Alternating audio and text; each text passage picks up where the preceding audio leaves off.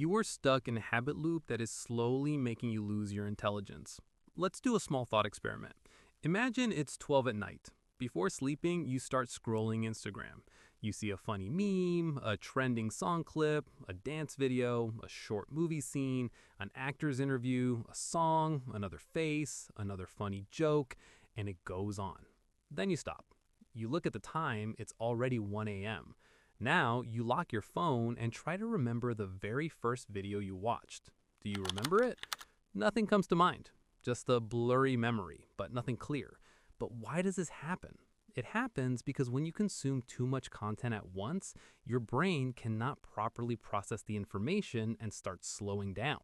That's why only about 15% of people will watch this video till the end.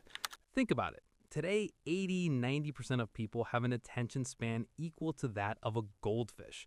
This is what we call brain rot. Stay with me for the next 10 minutes and I'll show you how this problem is rewiring your brain, shrinking your attention and focus, slowly making you less intelligent, and most importantly, what the cure is. If you're in 9th to 12th grade or even college, this isn't just a bad habit, it's an academic death sentence. Every hour lost to the scroll is a mark lost on your final transcript. Today, I'm giving you the biological reset protocol, the only way to reclaim your brain before your exams turn into a disaster. Why can't you focus on a single page of physics? How do you make 25 minutes of study feel as addictive as reels? Stick around because the grand payoff isn't just a higher GPA. It's finally feeling like the main character of your own life again. The invisible thief in your backpack. Think back to middle school. Remember how you used to be able to sit and watch a whole movie without checking your phone? Now, you can't even wait for a 3-second microwave timer without pulling it out. You've been hacked. It's like trying to solve a calculus problem while someone is throwing confetti and screaming, "Look at this cat," in your ear every 5 steps. This overstimulation is literally shrinking your brain's gray matter. You aren't bad at studying, you're just chemically addicted to the ding of a notification. If you don't break this now, your future opportunities will vanish like a disappearing message on Snapchat. Imagine your brain is a bucket. Every reel is a drop of dopamine. Usually, the bucket fills slowly, giving you steady energy. But social media is a fire hose. Your brain, being smart, punches holes in the bottom of the bucket to keep from overflowing. Now, when you try to study, the fire hose is gone and the bucket stays empty.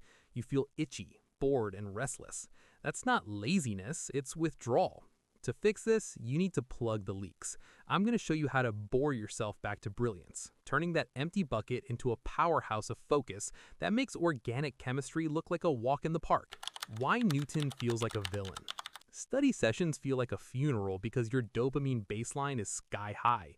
If you eat chocolate for breakfast, an apple tastes like cardboard. If you watch 100 memes before opening a textbook, Newton's laws feel like a death sentence. You need to embrace the quiet 15. For 15 minutes a day, sit. No phone, no music, no productive daydreaming. Just sit and look at a wall. It sounds like torture, right? That's the point. When your brain starts screaming for a hit of Instagram, it means the reset is working. It's the sound of your focus muscles finally waking up from a coma. Think of it as a dopamine detox for the desperate student. If you can survive 15 minutes of doing nothing, a 25-minute Pomodoro session becomes a breeze. You'll start noticing things you missed, like how the ceiling fan makes a weird clicking noise, or how you actually understand what mitochondria is a powerhouse of the cell implies. Most people quit here because being alone with their thoughts is scarier than failing finals.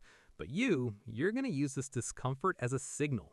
When you feel that itch to scroll, that's your brain resetting its hardware. But wait, there's a trick to make those 25 minutes actually stick. The Pomodoro prison break. Enter the Pomodoro. No, it's not a pasta sauce, it's your ticket out of the academic failure loop. You set a timer for 25 minutes and commit. No phone, no water breaks, no checking if the cat is still alive. Just you and the book. When the timer dings, you get 5 minutes of freedom.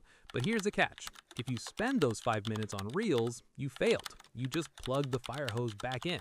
Instead, walk around, stretch, or stare at the wall again. It keeps the baseline low so the next 25 minutes don't feel like a chore. I once knew a guy in 12th grade who tried to study for 6 hours straight without a break. By hour 3, he was staring at a picture of a cell and wondering if the nucleus looked like a spicy meatball.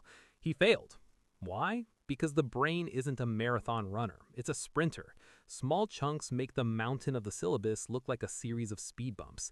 Each check mark on your paper is a microdose of healthy dopamine. You're gamifying your education, turning your exam prep into a level up sequence. But even with Pomodoro, one ping from a WhatsApp group can ruin everything. The notification massacre. Every time your phone lights up, it takes your brain an average of 23 minutes to get back into deep focus. If you get 3 notifications an hour, you are effectively working at the level of a sleep-deprived toddler. Go into your settings right now. Turn off everything except calls from your parents. Delete the apps that make you feel like a loser after you close them. You know, the ones where you spend 2 hours looking at people living their best life while your room smells like unwashed socks and broken dreams. Treat your phone like a toxic ex. Keep it in another room. Put it in a drawer. Put it in a box. Wrap that box with duct tape and put it on top of the wardrobe. If you have to walk more than 5 steps to check a notification, you're 80% less likely to do it. Use app blockers like Stay Free or Forest to grow virtual trees while you work. By making the bad habit hard and the good habit easy, you're hacking your environment.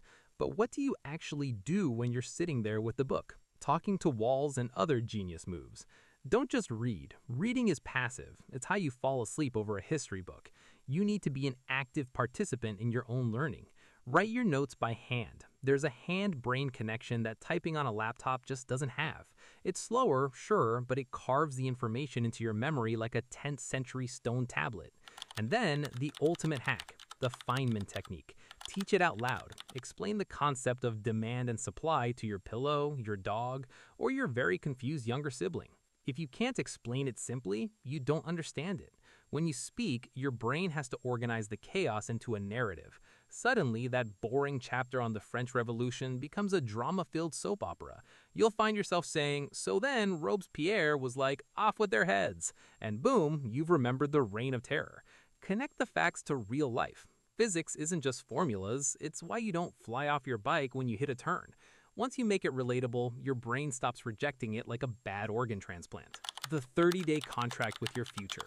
You aren't just passing an exam, you're building a version of yourself that doesn't crumble under pressure.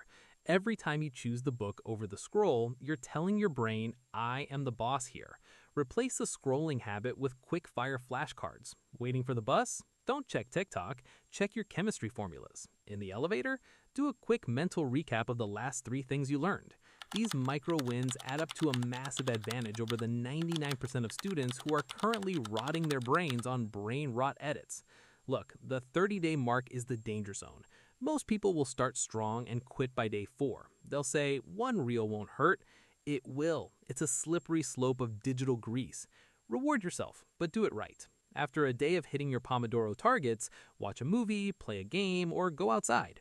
Real-world rewards taste better than digital ones. You're training your brain to appreciate the delayed payoff, which is the secret sauce of every successful person on this planet. Becoming the main character. Stop calling yourself a distracted student. Start calling yourself a high-performance learner. Your identity dictates your actions. A high-performance learner doesn't have 400 unread notifications. They don't know what's trending on Twitter right now because they're busy building an empire, or at least passing 12th grade math. This isn't about being a nerd, it's about being a winner. The world is divided into 2 types of people, those who consume and those who create. Which one are you going to be when that exam paper lands on your desk? The transformation won't be easy, but it will be worth it. Imagine the feeling on results day. Opening that portal, seeing the marks you actually worked for, and knowing you didn't cheat yourself. That feeling is better than a billion likes on a selfie. You have the tools, the techniques, and the biology to make this happen. The only thing missing is your decision to start. Not tomorrow, not after 1 more video, right now. If you found even a single spark of motivation here, hit that subscribe button. Why? Because while the rest of the internet is trying to steal your attention and keep you distracted, I'm the only one trying to give it back to you, so you can actually build a future.